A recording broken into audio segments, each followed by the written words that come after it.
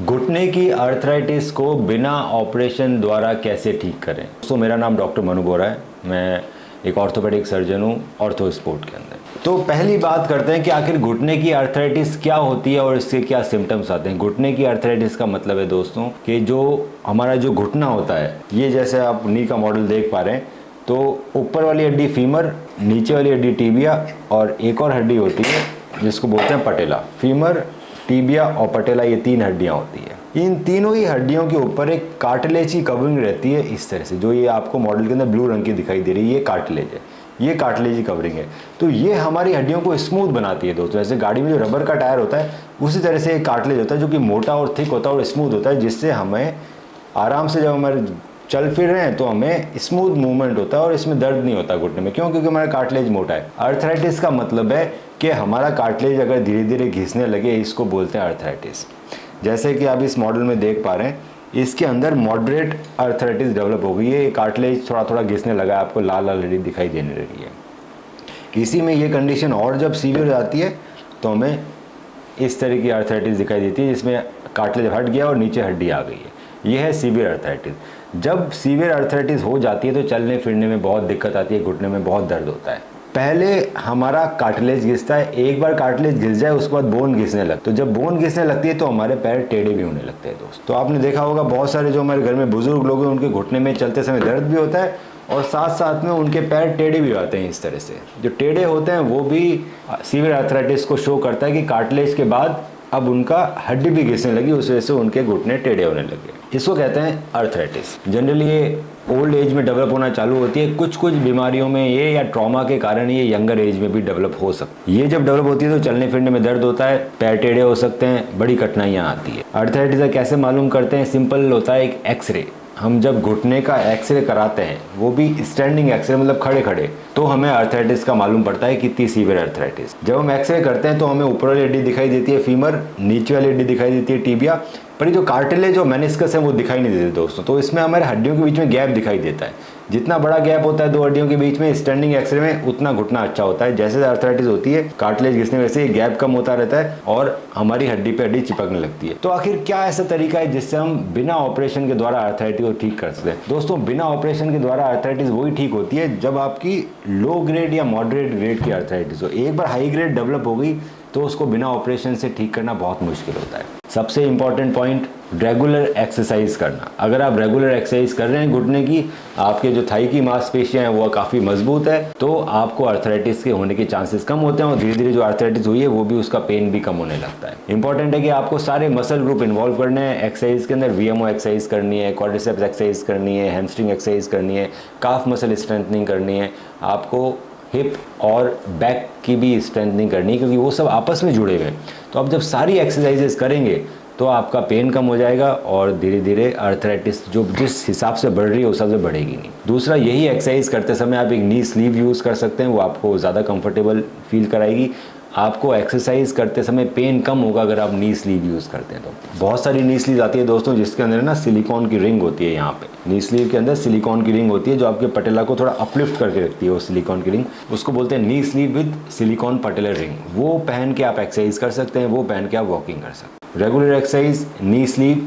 दूसरा, जितना ज़्यादा वजन पड़ेगा घुटने पे उतना ज़्यादा घिसेगा वो दोस्तों। बहुत ज़रूरी है कि हमें वेट कम रखना है, वेट मेंटेन रखना है। एक सिंपल सा फॉर्मूला है, जितनी आपकी हाइट है सेंटीमीटर में, उससे -100 करेंगे तो वो आपका आइडियल वेट होना चाहिए। जैसे कि अगर वो 165 सेंटीमीटर आपकी हाइट है तो -100 मतलब 65 के आसपास आपका वेट होना चाहिए। वहीं जिनकी हाइट 172 है, उनकी जो वेट है वो 72 kgs के आसपास होना चाहिए। Exercises, sleeve, weight reduction, healthy lifestyle के बाद भी कुछ लोगों में दर्द रह जाता है, तो आखिर उसको हम कैसे ठीक करें? तो 3 तरह के इंजेक्शंस दोस्तों हम लगा सकते हैं आपके घुटने में दर्द कम करने। पहला इंजेक्शन आता है स्टेरॉइड का। स्टेरॉइड का इंजेक्शन लगभग लोग 6 महीने में, कुछ साल भर में लगाते हैं, उससे आपका पेन कम हो जाता है। दूसरा इंजेक्शन होते हैं जेल के, उसमें हाइलुरोनिक एसिड होता है।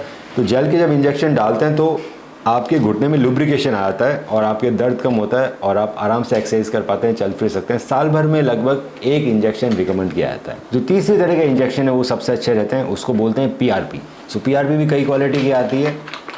PRP दोस्तों, ये एक PRP वायल है, ये एक दूसरे तरह की PRP वायल है, ये आर्थरेक्स की है, इसका नाम है ACP। Autologous conditioned plasma. So अलग अलग तरह की पीआरपी वायल्स आती है। पीआरपी का मतलब होता है प्लेटलेट रिच प्लाज्मा, ये आप ही के ब्लड से बनती है। तो जनरली हम 20 ml ब्लड निकालते हैं पेशेंट का, उसको हम पीआरपी वायल में डालते हैं, उसको सेंट्रीफ्यूज किया जाता है।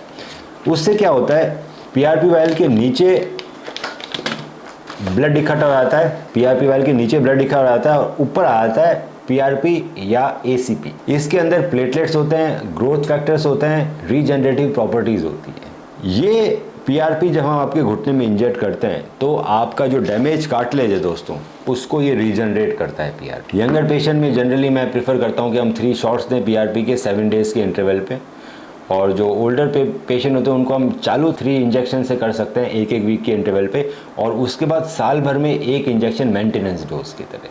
तो ये आप अगर हम लगातार लगा रहे हैं घुटने में तो घुटने का दर्द कम रहता है, आपका कार्टिलेज रीजनरेट होता है और आपकी अर्थराइटिस उस तरह से नहीं बढ़ती जिस तरह से वो बढ़ रही है। तो धीरे धीरे हम कंफर्टेबली अपनी सर्जरी को अवॉइड कर सकते हैं। पर बहुत ज़रूरी है कि पीआरपी की डोज क्या है। सो डबल डोज पीआरपी बेटर रहती है सिंगल डोज से। कई बार तो जो भी पेशेंट आता है हमारे पास तो हम उसमें लगभग 2 वायल यूज़ करते हैं पीआरपी का एक नी के लिए।